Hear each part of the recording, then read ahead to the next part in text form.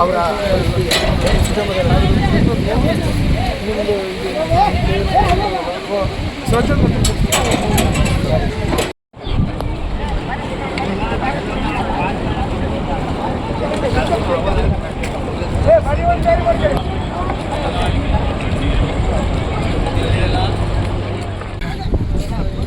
ನಮ್ಮ ಕುಮಟಾದ ಹೆಡ್ಬಂದರ್ ಬೀಚಿಗೆ ಬಂದಿದ್ದೀನಿ. ಅಲ್ಲಿ ದೋಣಿ ಮುಳುಗಿದ ದೃಶ್ಯ ನೋಡಿದೆ, ಮತ್ತು ಬಲೆ ಸಂಪೂರ್ಣ ನಾಶ ಆಗಿದೆ.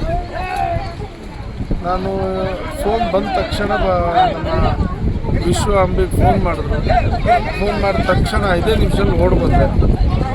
ಇಲ್ಲಿ ಸತೀಶ್ ಅಂಬಿಗ್ ಅನ್ನೋರ ಹೆಸರಲ್ಲಿ ದೋಣಿ ಇದೆ, RC ಕಾರ್ಡು ಇದೆ ಸಂಬಂಧಪಟ್ಟದ್ದು.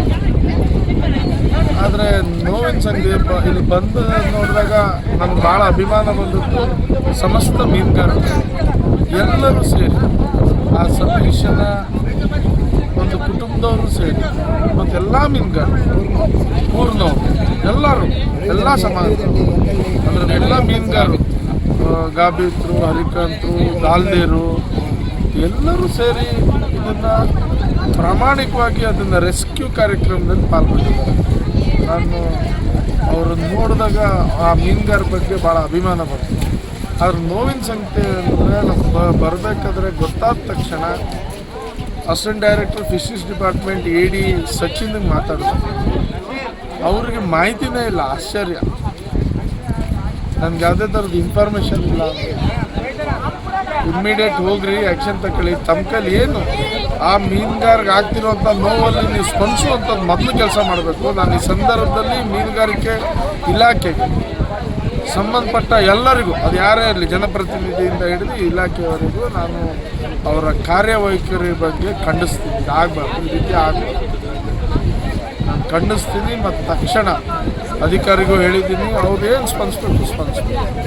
ಬಾಕಿದು ಊರವ್ರು ಸ್ಪಂದಿಸಿದ್ದಾರೆ. ನಮ್ಮ ಈ ಮೀನುಗಾರಿಕೆ ಇಲಾಖೆ ತಲೆ ತಗ್ಸ್ಬೇಕು. ಈ ನಿನ್ನೆ ಆದಂಥ ಘಟನೆ ಇನ್ನೂವರೆಗೆ ನಿನ್ನೆ 16 ಬೋಟ್ದವರು ಬಂದು ಅಲ್ಲಿ ರಕ್ಷಣೆ ಕಾರ್ಯಕ್ಕೆ ಹೆಲ್ಪ್ ಮಾಡಿದ್ದಾರೆ. ಕೋಸ್ಟಲ್ ಪೊಲೀಸ್ ಡಿಪಾರ್ಟ್ಮೆಂಟ್ ಅವರು ಬಂದಿದ್ದಾರೆ. ಬಟ್ ಮೀನುಗಾರಿಕೆ ಇಲಾಖೆನೇ ಬಂದಿಲ್ಲ ಅಂದರೆ ಆಶ್ಚರ್ಯ. ಯಾಕಾಗಿ ಇವರ ಅಧಿಕಾರದಲ್ಲಿ ಇರಬೇಕು ಅಂತ ನನಗೆ ಭಾಳ ನೋವಿನಿಂದ ಹೇಳೋದಕ್ಕೆ ಬಯಸ್ತೀನಿ. ಸತೀಶ್ಗೆ ಏನು ಹೆಲ್ಪ್ ಮಾಡಬೇಕು, ಒಂದು ನಾವು ಅವ್ರ ಜೊತೆಗಿದ್ದೀವಿ. ಆದರೆ ನನ್ನ ಹತ್ರ ಅಧಿಕಾರ ಇಲ್ಲ. ನಾನು ಖಂಡಿತವಾಗೂ ಅವ್ರ ಜೊತೆಗಿದ್ದೀನಿ. ಆದರೆ ಅದೆಲ್ಲಕ್ಕಿಂತ ಹೆಚ್ಚು ಮೀನುಗಾರ ಅವ್ರ ಜೊತೆಗೆ ಗಟ್ಟಿ ನಿಂತಿದ್ದಾರೆ ಎಲ್ಲರೂ. ಎಲ್ಲ ಮೀನುಗಾರರು ಈ ಸಂದರ್ಭದಲ್ಲಿ ಒಂದು ಧನ್ಯವಾದ ಹೇಳ್ತೀನಿ. ಅದು ಎಲ್ಲ ಸಮಾಜ, ಇಲ್ಲಿ ಎಲ್ಲ ಮೀನುಗಾರರು ಬಂದು ಹೆಲ್ಪ್ ಮಾಡ್ತಾಯಿದ್ದಾರೆ. ಅವ್ರಿಗೆ ಧನ್ಯವಾದ. ಮತ್ತು ನಾವೆಲ್ಲರೂ ಜೊತೆಗಿದ್ದೀವಿ. ಅಧಿಕಾರ ಇಲ್ಲ, ಆದರೆ ಅವ್ರ ಧೈರ್ಯ ತುಂಬಬೇಕಂತ ನಾನು ಅವ್ರ ಜೊತೆಗಿದ್ದೀನಿ ಅಂತ ಈ ಸಂದರ್ಭದಲ್ಲಿ ಹೇಳ್ತೀನಿ.